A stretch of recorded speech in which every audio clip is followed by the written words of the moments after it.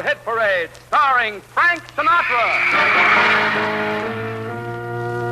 Who knows what evil lurks in the hearts of men? And now, Smile a While with Lorenzo Jones and his wife, Belle. Here's the Manhattan merry-go-round that brings you the bright side of life, that whirls you in music to all the big night spots of New York town, to hear the top songs of the week sung so clearly you can understand every word and sing them yourself. This is the golden age of radio. I'm Dick Bertel, and tonight we'll take you on another audio excursion back to radio's formative years. You'll hear the programs that made the era golden, and meet people who made those broadcasts a reality. The Golden Age of Radio is brought to you by WTIC and Cromwell Savings Bank, an equal housing lender, located at Main and West Streets in Cromwell. Tonight's guest is the well-known radio and motion picture actor, Robert Cummings.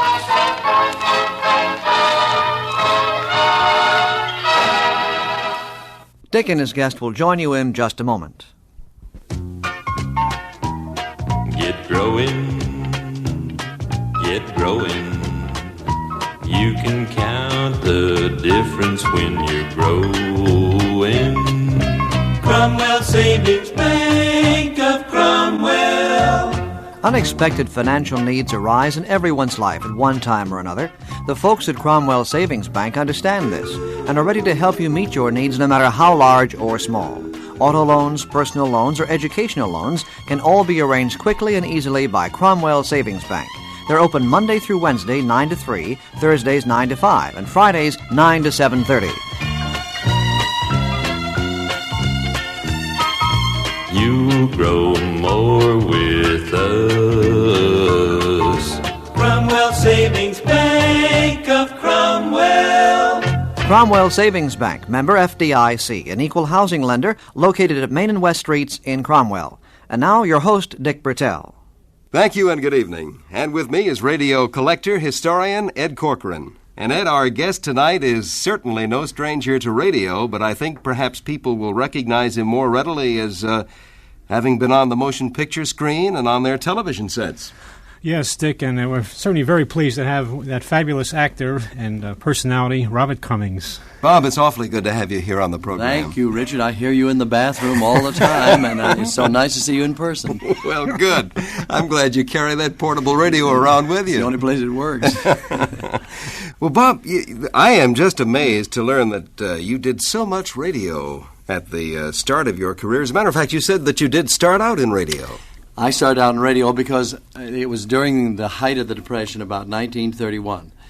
Englishmen were in demand. I went to England and came back as an Englishman, although I'm from Joplin, Missouri, and I changed my name to Blade Stanhope Conway, worked my way over on a boat as a waiter, worked my way back, and I told them that I was Blade Stanhope Conway, the youngest actor, author, manager, director, producer in England, and I was coming to America for a short visit. I wasn't particularly interested in the money, but I wanted the experience of playing before American audiences. And 3 days later, I was starred in Goldsworthy's The Roof, for Charles Hopkins, who was producing it, and John Goldsworthy directed it. Mm-hmm. Now that's a most auspicious beginning for a young fellow who was just barely 21 years old from Joplin, Mo, who hadn't wanted to be an actor in the first place. But it was Eddie poured in a storm, and so that was the first blush. Now, after that, body and soul was held together by radio.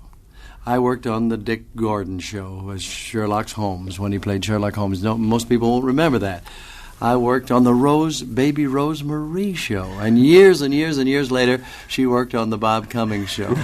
We're very good friends. That's right. I was Milton Berle's straight man, and I worked with him on the Gillette Razor Blade Hour. He cut his throat on the air to watch it. And then I worked on the first episode of the first Jack Benny sponsored show. It was the Chevrolet program, I believe. Even before Jell-O then, huh? Yeah, and then I was on the first Fred Allen episode, the Linnet Bathtub Hour, I believe it was called. That's right. And I sang a commercial or something as an Englishman. I was a very unimportant... I was going to say, were you appearing as Bob Cummings, or were you just an actor? Oh, my God, I wouldn't tell anybody I was Bob Cummings. No, because that would have ruined the whole thing, because if people were not in demand at this time, it's an awful commentary on the United States. An Englishman could come from abroad and work here, and people revered him. And that was the time on Broadway when there were 23 shows, I believe, running. Ed Wrong Way Corcoran here will understand that, won't you, Ed? Oh, yes. You remember that? I remember. That was the 23 shows running on Broadway. 19 were British. Barrett's of Wimple Street, Berkeley Square, Good Companions, Journey's End, The Devil Passes, Death Takes a Holiday was not English, but they used English actors. Noel Coward's Private Lives. And those were the days when Leslie Howard and Ronald Coleman and Charlie Lawton and Brian Ahern and so many of the great actors came and started in the theater here. They had no tax problem. They had no problems at all. Give us your halt, you're blind, you're poor, and come send them over, and we'll starve our own people. That was the great thing. They were still doing it.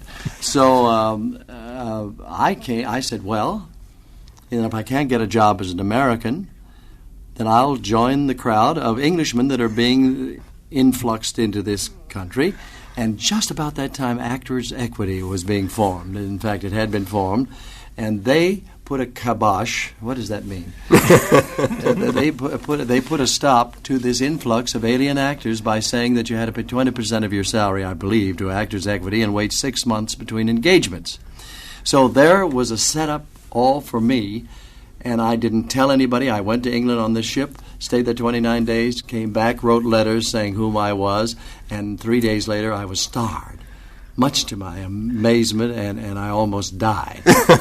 I opened, I got pretty good notices, and I've been a star ever since, of sorts.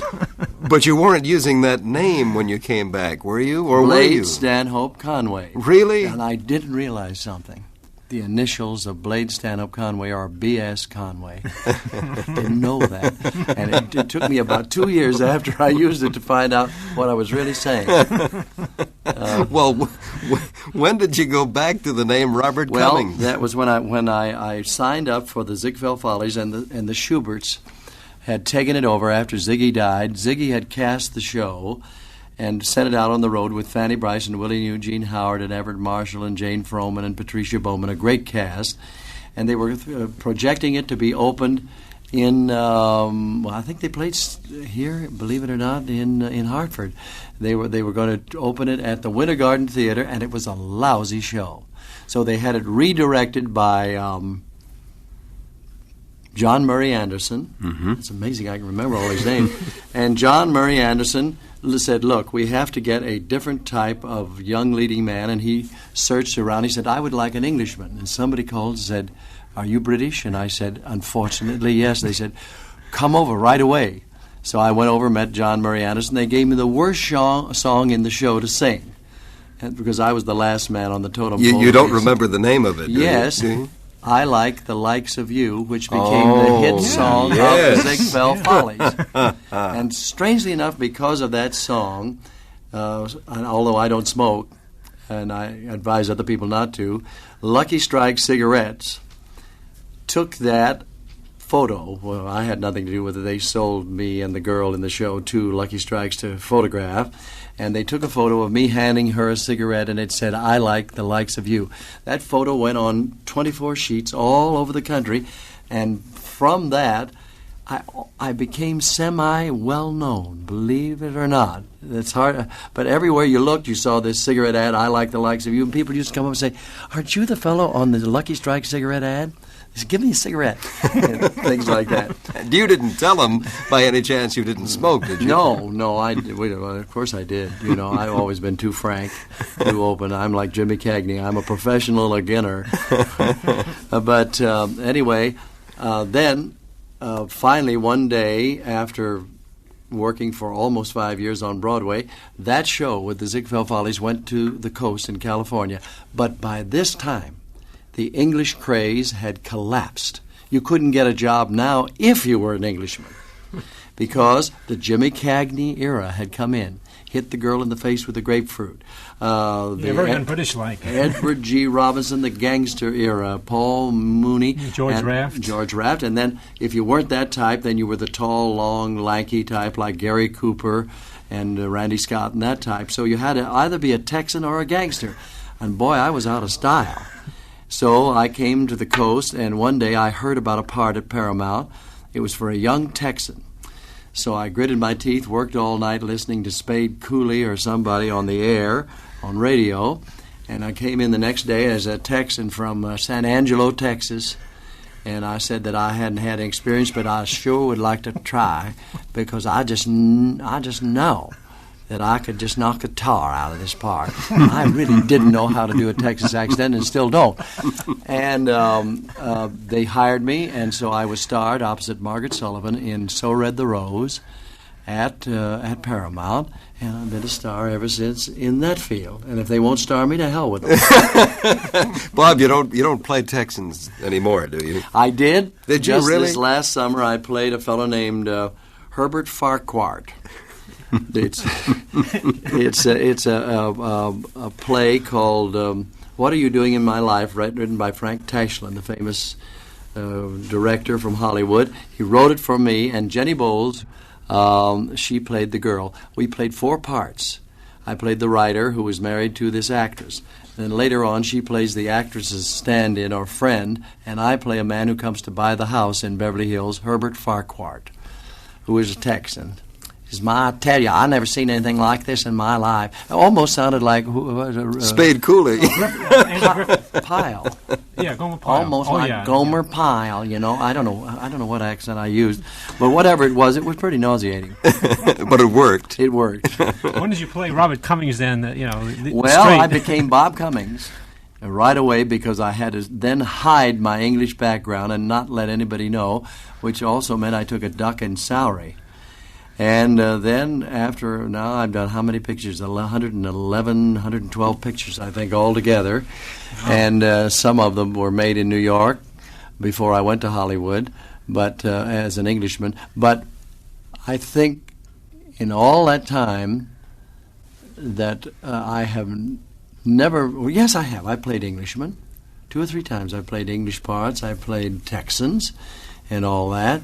But for the most part, I've just played Bob Cummings, Joplin, Missouri type fellow. Well, that has been our good fortune, I think. Ed, it's about time we heard Bob Cummings from Joplin, Missouri, in one of those big radio shows that he appeared in. And, Bob, I know you did so many of them. What are you going to play for us? Well, I have one from the Lux Radio Theater, a show called What a Woman, with Bob starred with a local girl. You remember her name? From Waterbury, Connecticut? Waterbury, the Roz Russell. Roz Russell, yes, that's right. Another Gemini. That's right. And this one, I guess you didn't play the part in the movies. It was played by Brian Ahern. But those Englishmen got everything. Yeah, even that late date. And you played it somewhat differently, I suppose. You didn't actually ape the way he did it. You probably did it your own way, I would assume, when you did that show. Well, we'll find out. I anyway. don't even remember doing it. I remember Roz Russell. 15 years ago. Okay, Nick, let's roll the tape.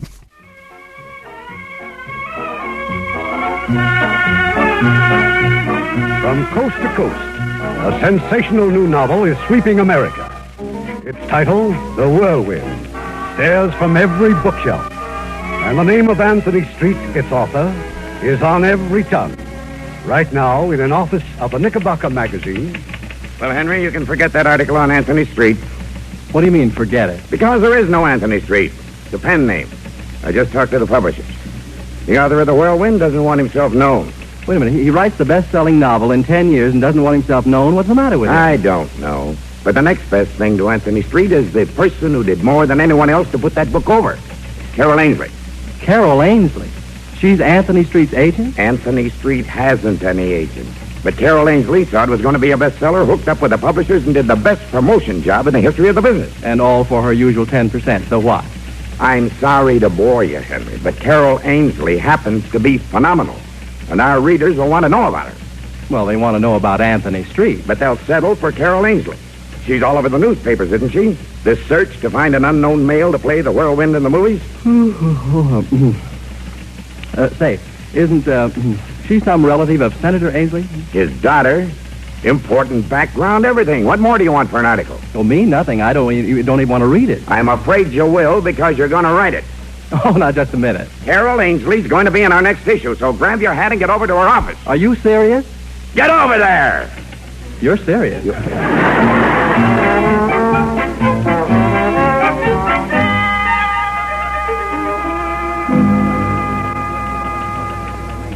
Everybody's here, Miss Ainsley, anytime you want to begin. Thanks, Timmy.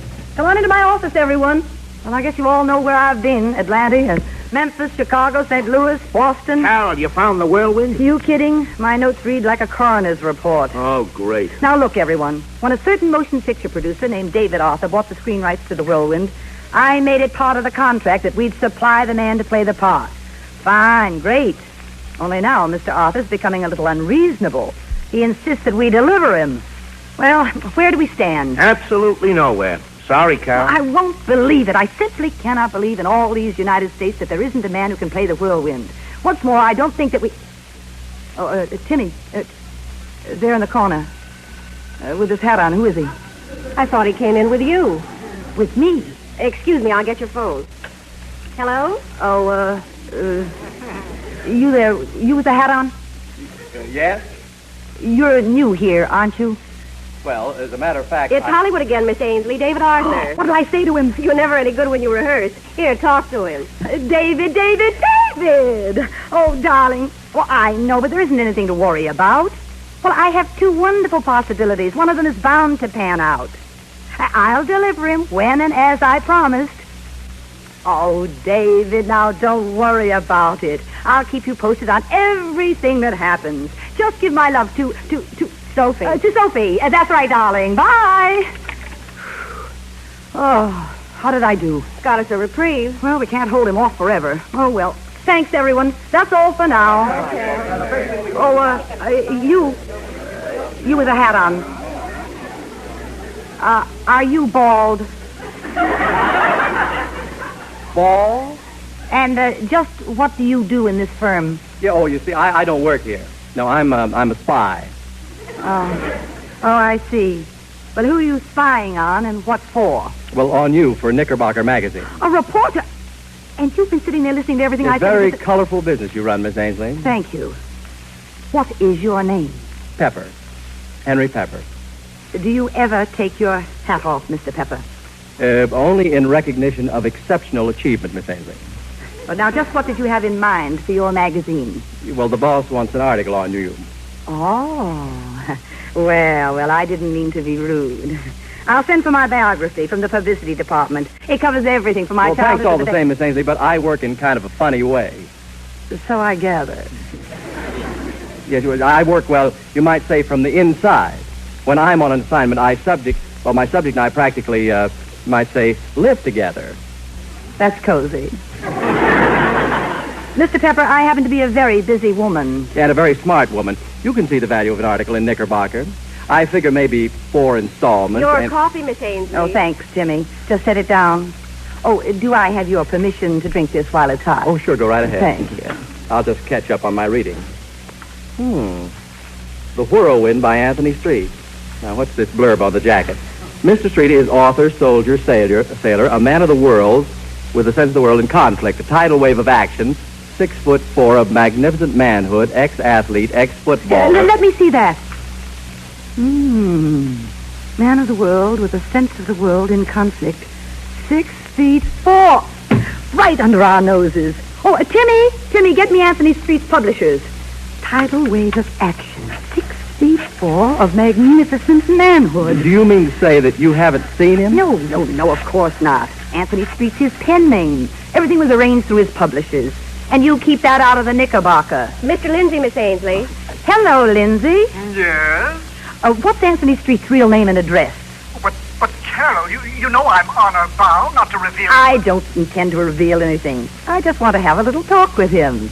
Now, who is he? And not too loud. I'm not alone.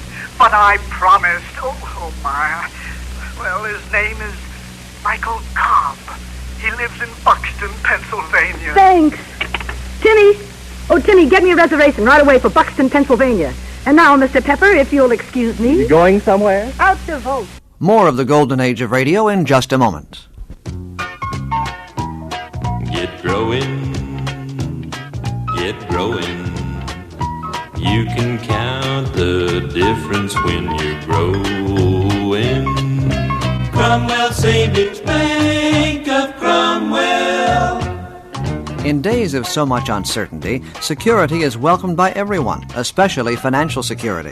The folks at Cromwell Savings Bank suggest that a growing savings account is one of the best means of ensuring financial security, and at Cromwell Savings Bank, you'll grow more with any one of their 4 savings plans. So begin to plan for tomorrow today by opening a savings account at the Cromwell Savings Bank, located at Main and West Streets in Cromwell. You grow more with us. Cromwell Savings Bank of Cromwell. Cromwell Savings Bank, member FDIC, is open Monday through Wednesday 9 to 3, Thursdays 9 to 5, and Fridays 9 to 7:30 p.m. Once again, your host, Dick Bertel. Our guest tonight is Bob Cummings here on the Golden Age of Radio, and Bob, we haven't talked about soap operas, and you were in a soap opera. As a matter of fact, if you let me just take the time to look it up, I can come up with some of the actors who appeared with you. What was the name of the show?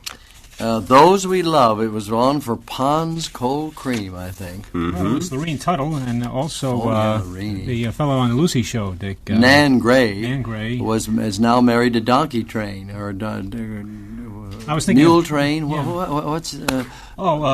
Nan Gray. She's married to the Tom Harmon, was it? Or No. Tom Harmon's married to Elise Knox. Yeah, that's right. You're wrong way corker. Her reputation is growing by leaps and bounds today. Well, all right. You're talking about Gail Gordon. Gail Gordon, yeah. All right. Oh, Gail Gordon. Who's she? But this is the one, Bob, that surprised me. John Marshall, who probably was the lead in the show, was played at one time by Francis X. Bushman. No, he played the father. Oh, did he? Yeah, Frank Bushman played the father. Was a very good friend of mine. I'd worked in movies with him. Nice man. He was once married to Beverly Baines. Did this program originate on the coast? They told me it did. It was right in the little NBC studios there with the water fountain and everything on Hollywood and Vine. No, not Hollywood and Vine. Sunset and Vine. Yes. Mm-hmm. It originated in 1937 on the Blue Network. Do you remember that, Ed? Vaguely. Gee, that's 4 or 5 years ago, isn't it? Then moved over to CBS. Yes, and that show unfortunately has been lost. It's really would be a real collector's item to have a copy of that, because that was really in the early days of soaps, and the cast has gone on to so much better things. Well, there was nothing blue on the Blue Network. I'll tell you, you couldn't even say heck. That's right. You couldn't do anything. No, I think even in CBS, it wasn't until after even the last 10 years that there's been a noticeable change in what you could see on the radio. You never said the word pregnant, did you, ever, when you were on the radio? Not to have a job the next day, anyway. No. I was on a show. It's very interesting to me because it was a moment of history and we didn't know it. I was on a show the week after Joseph Cotton had...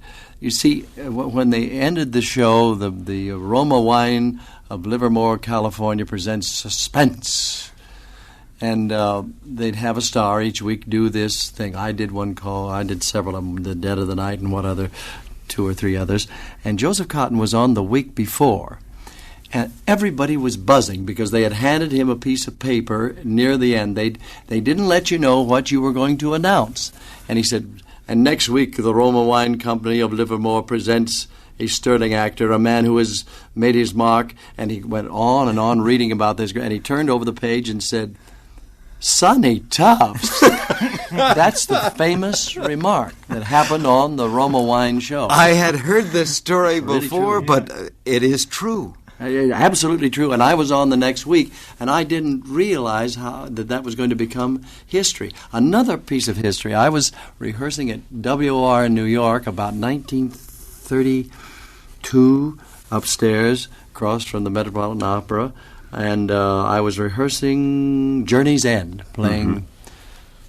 Can't remember the part I played in it now. One of the Englishmen. That was an English type picture, yeah. And... I looked up the booth we were rehearsing, and everybody in the booth was gone.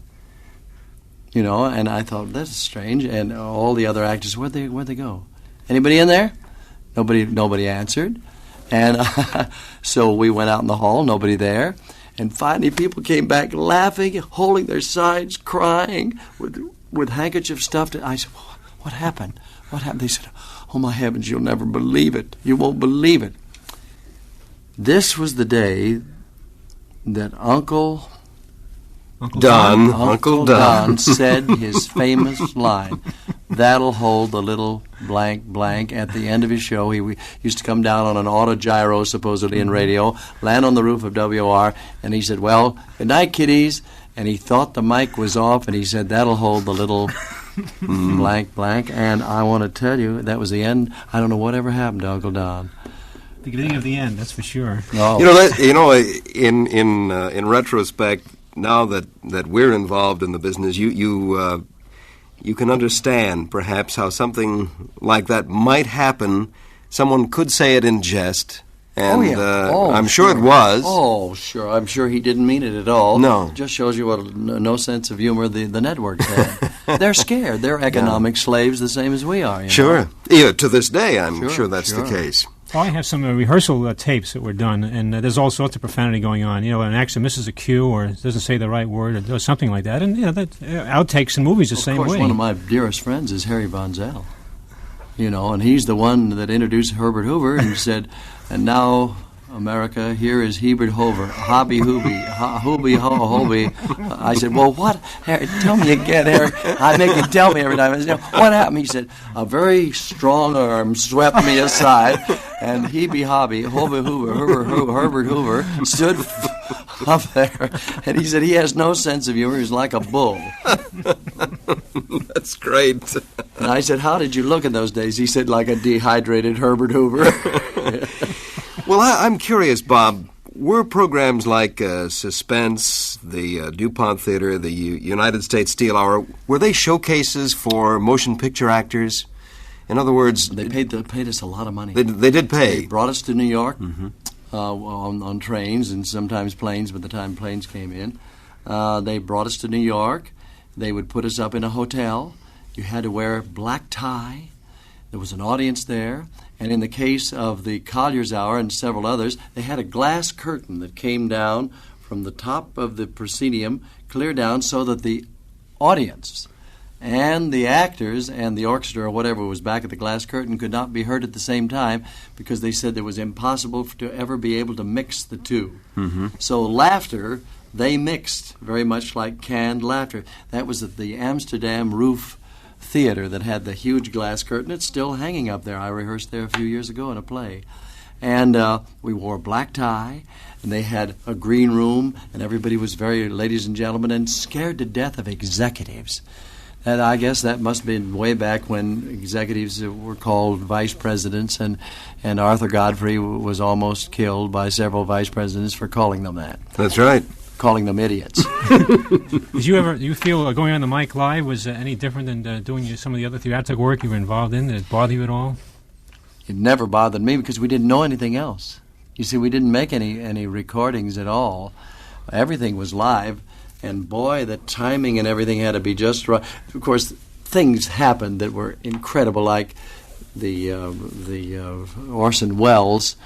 I'm sure you know the story of when he walked on. He didn't like a certain director. There was a personality clash, and this director was so nervous in Hollywood, and he walked out with his script, which had about 1.5 inches thick of pages, and they said, I forgot, the Roma Wine Company presents whatever show it was, and he dropped his script, which went off the stage down into a small pit, and was just an irretrievable pile of junk.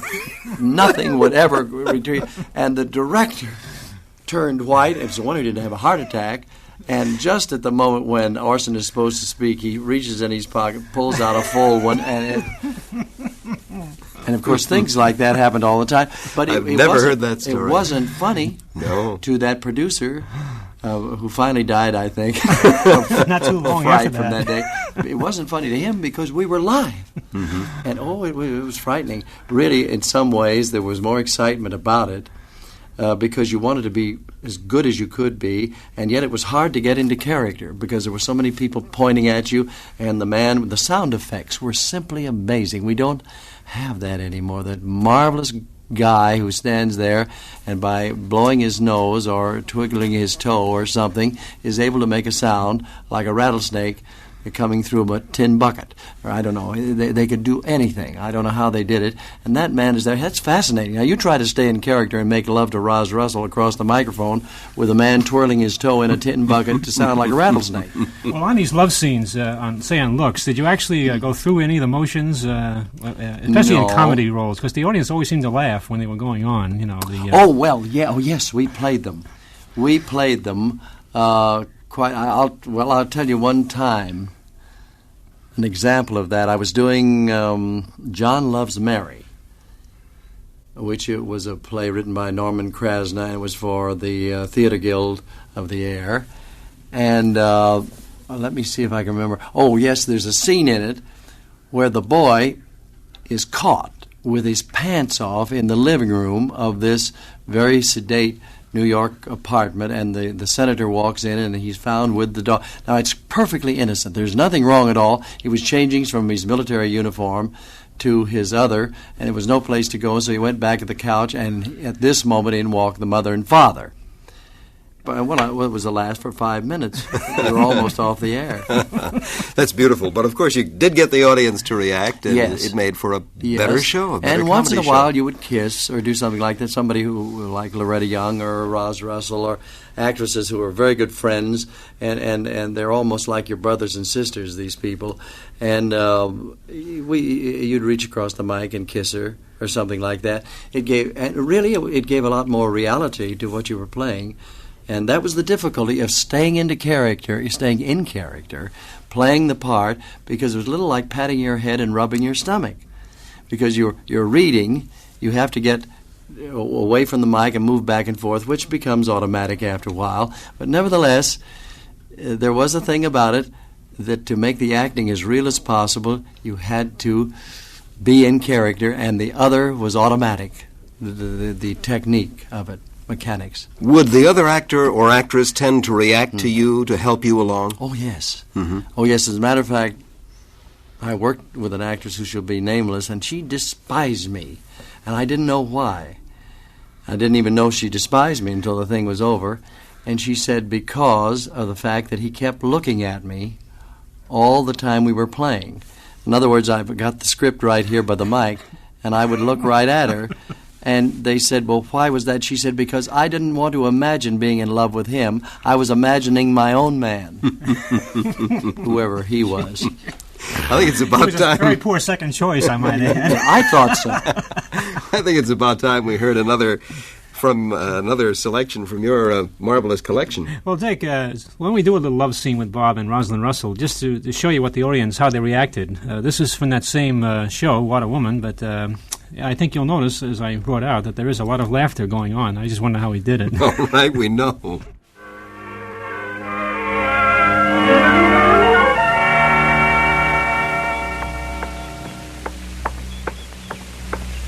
Hello, Miss Ainsley. Pepper, what's the big idea following me here? Well, there's a train back to New York at 5:30. Answer my question. Well, I thought I explained that. It's part of my job to follow you. That's how I learn things. Why don't you try it with your hat off?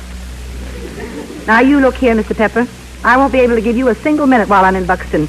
My business here is extremely confidential. Yes, I know. Anthony Street. Mr. Street's identity is a secret. Look, Miss Ainsley, my assignment isn't Anthony Street. It's you. Now, do we catch that 5:30 for New York? Sorry, but I've just made an appointment to see the Dean of Buxton College at exactly 5:30. Goodbye, Mr. Pepper.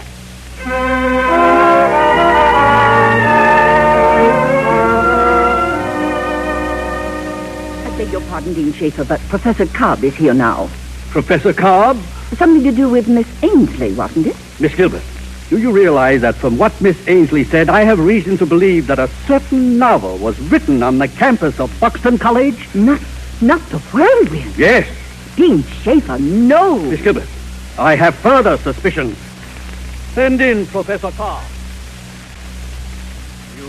You wanted to see me, Dean Schaefer? Professor Cobb, have you heard of a book called The Whirlwind? The Whirlwind? Yes, sir. A romantic work, quite popular, I believe. I've heard that it's unadulterated trash. Oh, I wouldn't say that. What's more, I have a strong suspicion it was written by a member of this faculty under the pen name of Anthony Street. Oh, it's unthinkable. A piece of Tripe, like the whirlwind, originating in Buxton. I don't think tripe is exactly a fair word, sir. Too many people have found this book important. Oh, they have? Little people, sir. Thousands of them living out their humdrum, sordid lives, to whom the adventure and excitement of this book are a relief and a boon. And the same book will be filmed. Do you know how many people are waiting to see it? 80 million. 80 million little people, sir, seeking escape and happiness. I thought so. Anthony Street, you! Yes, sir. Anthony Street.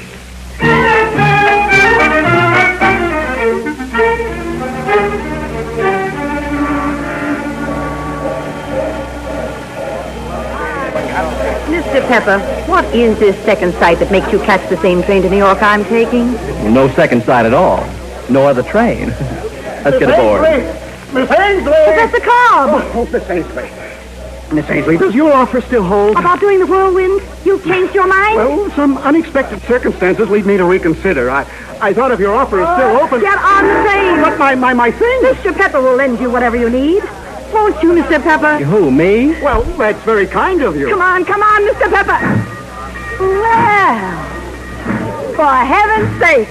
Yeah, you win. What's the matter? Look at Mr. Pepper. I am looking at Mr. Pepper. He's got his hat off.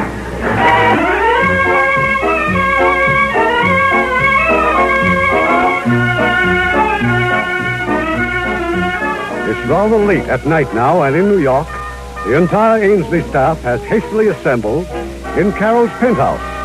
The chief herself has just walked in the door with a tall, handsome, thoroughly bewildered Professor Cobb. Here we are, everybody. Meet Mr. Anthony Street, the whirlwind. How do you do? Well, now, I won't keep you long, but we've got to work fast. Oh, Timmy, this is Miss Timmons, my secretary. Mr. Street. How do you do? Timmy, wire Hollywood right away. Tell them we've definitely found the right man for the whirlwind, to be delivered on the agreed date. Don't tell them anything else. Oh, Ed, this is Mr. Clark, our photographer. How do you do? Hey, what a guy. Ed, we're going to need publicity pictures, and fast. Now, everything concerning Mr. Street is to be handled right here under my personal supervision. Is that clear? Oh, Ruth, this is Miss Fenwick, our instructor in dramatics. Mr. Street. Well, Mr. Street. Ruthie, he's got to learn to read lines right away. I want him to make a screen test in 10 days. Where's Pat? Oh, there you are. Pat O'Shea is one of our key men, Mr. Street. How do you do? Oh, you don't know how glad I am to know you. Pat, get Tony Williams to measure him for a suit. Make it brown, double-breasted, and English straight. I would suggest Where's that Richie? Richie, you've got to get him in condition. 2 hours a day in the gym. Yes, ma'am. We'll show him, Mr. Street. Well, you'd all better go home and get a good night's rest. Maybe the last one for some time. Thank you very much for coming. Well, Professor, we're underway. Yes, I'd better get along to a hotel. Hotel? Oh, you're staying here. Here? You've got work to do. It's most important that you stay near me. Yes, but well, I mean... There's a guest suite that my clients use. I think you'll find it's both isolated and comfortable. Oh, Minna, are Mr. Street's rooms ready? Oh, yes, miss. Miss Ainsley, I had no idea of staying here. I mean... Oh, now, look here. This isn't Buxton. Run along now and don't worry. Better show him the way, Minna. Well, good night, Miss Ainsley. Mr. Ainsley? I'm impressed. Pepper! I'm deeply impressed. I wondered where you were. Yes, your staff let me in just now as they were leaving. Well, I'll have to speak to them about it in the morning. Say, how'd you do this, Miss Ainsley? Get the professor out of Buxton. Well, I'm afraid that will have to remain a trade secret. Hmm? Shall we just put it down to charm? Charm, huh? The velvet glove on top and underneath the brass knuckles. Oh, I never show my knuckles. You'd better run along, Mr. Pepper. I have a tough day ahead. I'm working against the deadline, you know. Yes, so am I. And until you give me 15 minutes, I can't even start. Well, if I do give you 15 minutes, do I stand a reasonable chance of not finding you underfoot every time I turn around? A reasonable chance, yes. All right. Well, now, what do you want to know? Well, let's start at the beginning. How about your childhood? Oh, I had a divine childhood. Simply glorious. Oh, well, I'm sorry it was as bad as all that. Now, see here, Pepper. You asked a question and I answered it. Miss Ainsley, your mother was Cora Ainsley, a great actress. Your father's Senator Ainsley. Oh, I get it, Doctor. Poor little rich girl left alone day after day in her own private swimming pool. And no, thank you. I'm not having any of it. Okay. What sort of childhood did you have? It was very stimulating, having both one's parents so successful. All their friends were brilliant, talented, writers, musicians. Exactly. And do you know what I think, Miss Ainsley? I think that ever since you were a child, you've had to prove something. Carol Ainsley had to be somebody. It was expected of her. Very interesting, Doctor. When do you throw on the colored slides? And furthermore, you wanted success in a hurry, so you took other people, developed their abilities, sold them high, and made their second-rate talents pass for pure genius. And what's so wrong with that? Only one thing, that in all your hurry, you overlooked doing a job on yourself. Oh. I don't exist, is that it? Well, about 10% of you does. And I think, given a chance, the other 90 might be, well, terrific. Good night, Miss Ainsley.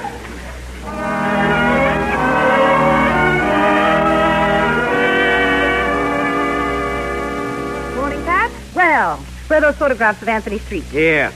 Say, was that guy's mother frightened by a camera? Oh, I see what you mean. Oh, well, he just lacks confidence.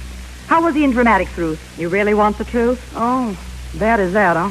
Well, it's only the first day. We've got to get a screen test in 10 days. Hey, how about giving us some more time, Carol? We've promised David Arthur that we'd have that screen test out in Hollywood by the 27th. Oh, incidentally, if Mr. Henry Pepper shows his face around here... Oh, never mind. Just keep him away from Anthony Street.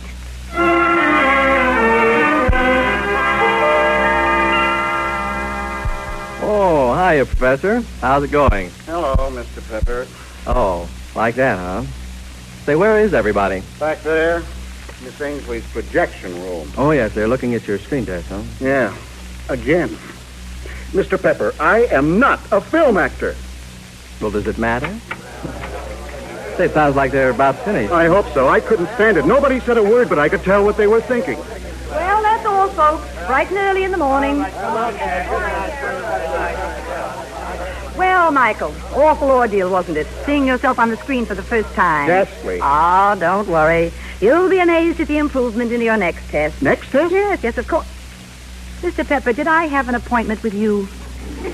Well, you told me to come around any evening I was ready. I told you to telephone first, and Miss Ainsley, as for making another Michael, test... please, this is not the time.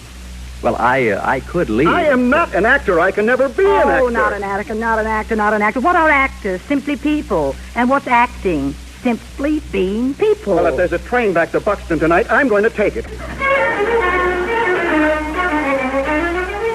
We'll be back for more of the Golden Age of Radio in just a moment.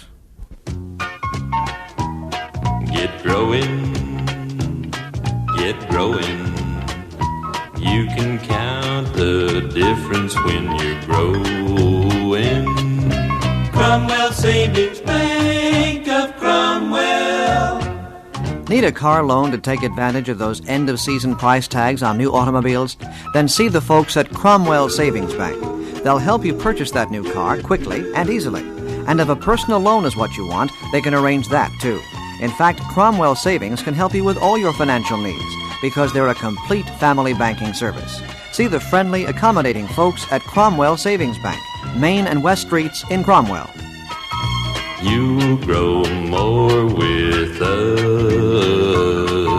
Cromwell Savings Bank of Cromwell. Cromwell Savings Bank, member FDIC, open Monday through Wednesday 9 to 3, Thursdays 9 to 5, and Fridays 9 to 7:30 p.m. Once again, Dick Bertel. Our guest tonight on the Golden Age of Radio is Bob Cummings. Well, let's make the transition now from radio to television. And that happened for you in the early days of television.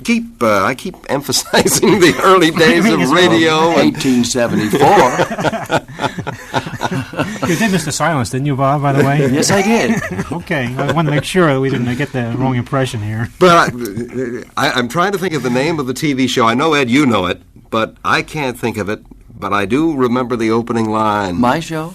Yeah, on TV. Hold it, you're going to like this picture. Yeah. It was a very hard name to remember. I don't know why they named the show that. It was called The Bob Cummings Show. Oh, gee, that's right. No, that's a rough one to remember. But you can be forgiven for not knowing, because later on, when they're releasing it again around the country as an oddity, the show was called Love That Bob in syndication. Oh, yes. Yes, I remember that title. There was one before that, too. And Dick. MCA owns it, and they release it little by little. And I don't know whether it's to keep me from living or what it is. Yeah, I have some of his early shows in My Hero, which preceded that, which was quite a good show where with I John played Lytell. Robert S. Beanblossom. Yes, that's right. Where did you get a name like that, anyway? I made it up. I was looking good at it, you know. Yeah, I'd rather have the English name instead. But was that to make the character a little weird or something like that, to get a name like that, so he'd be a little eccentric? Well, the name was Jim Bullitt in the script. And to me, Jim Bullitt is not a funny name. Mm-hmm. I don't think. Sounds more like, well, later on, who was the guy who played Bullitt? McQueen. McQueen played Bullitt. You see, it has a blunt sort of stark quality to the name Jim Bullitt. I said, why Jim Bullitt? And they said, well, it's funny. I said, it's not funny. And so they said, well, then pick your own name. So I picked Robert S. Beanblossom. Why, I don't know. Well, but it stuck. It still survived today. And the thing that was funny about that show was I wrote one of the first episodes in it and played it, and it became the pilot. The pilot. And in the end, I had put a thing in there where I kissed the girl, who's this beautiful red-haired secretary that I'm in love with, and I'm a real estate man. And I kiss her, and smoke comes out of my ears. Well, people would wait until the end of that show each week. In fact, they didn't put that end on until after the Philip Morris commercial. I've always had cigarette sponsors, not being a smoker. Playhouse 90, I see you've got listed here, Ed. That would indicate that, Bob, you were on one of the great TV shows. Do you happen to remember how many you did? Seems to me I did 2 or 3. The one that stands out in my mind. It's Bomber's Moon, I bet, isn't it? Bomber's Moon stands out because it was up for an award and whatnot. Didn't get it, but we did get an award for another one in New York, Studio One. Mm-hmm. Studio One, 12 Angry Men. And that got an award for everybody. Felix Jackson, the producer, and the director, and Reggie Rose, who wrote it, and myself. Well, everybody got an award on that. That was a great show. And, of course, if you were used to live radio, you had to be used to the pressures that were placed upon you with live television, were you? Yes, except when the enormity of it hit you. What was it, an hour and a half show? 90 minutes, and it was all live. There was 90 no tape. minutes, and when that red light went on and that finger pointed, you knew, well, here goes nothing. And that's sometimes the feeling that you have. Much harder than a stage play because you may have 4 or 5 different sets. You have to keep coming back and forth too. Not only that, if a prop breaks, as we had on that show, a door would not open. Somebody had latched the darn thing. I've forgotten how we got out of it. Marty Balsam and myself got out of it, but it threw me for a minute. And then sometimes the camera will blow up. I don't mean blow up, but it would just stop working, and they'll have to, and you'll hear all this scraping and everything, and all the cables are being pulled, and the fellow's shoving in another camera, and you think, who's watching this door? Do you ever have a situation where one of the cast members didn't show up for the live performance for some reason or other? That ever happened? Actors. You've been lucky then. That didn't happen. Did you have that? No, but I've heard of it happening, but it didn't happen to you ever. But, I want to tell you, there's a breed of man and woman that exists in this world today in show business. Actors. You can say what you want about them. They are the most dependable human beings on earth, with the possible exception of airline pilots. They really are there when they're supposed to be there. They may not do what they're supposed to do, but they get there. Mm-hmm. Actors are a strange breed. There is a discipline in the theater that just doesn't really exist anywhere else because there's no second take. That audience is out there, and there's a certain do-or-die thing about it. I don't know why it should be that way, but it is. They have a loyalty to their work. They do something that's interesting. I've seen it for years, and I do it myself. It's self-hypnotism. And I've had a hard time. One of the hard things of my life has been able to convince my beautiful, gorgeous Chinese wife, who is half my age and twice my smart, that I am really not myself when I'm playing a show like that. I said, you have to watch me. You have to put the right suit out and tell me where I am if you're helping me dress or whatever it is, because I may go into the wrong thing. And so there is a hypnotism quality there that's, what do they call them? Parapsychotic. Parapsychology. But there is a quality that happens on the stage, and quite often you'll be playing with an actor, and he's completely hypnotized. And if you do it right, you hypnotize the audience. And that's the key. We usually hypnotize our wonderful publicist who works with us. We usually ask our guests, Bob, if you had your druthers here and you'd like to hear one show or an excerpt from one show other than something in which you played, what other would than it be? Something I played. Jack Benny was the godfather, or is the godfather, of my oldest boy, who is almost 30 now and is a doctor in Tulane, Richard Cummings. And Jack, of course, I worked with only in one or two instances during my life, but on the first show that he did, which none of us hardly remember. But the longest laugh in history, I believe, was Jack Benny's long, long, long laugh. Do you remember that? I've heard about it. I've never heard it. Oh, you recall the incident? Is this the one where he was being held up by a hold-up man, and your money or your life? Or your life. I think I do have that one. The man said, your money or your life, and he paused, and the audience paused and were convulsed, and people couldn't get their breath, because this man was actually toying with the idea that he was so cheap that his life wasn't worth what...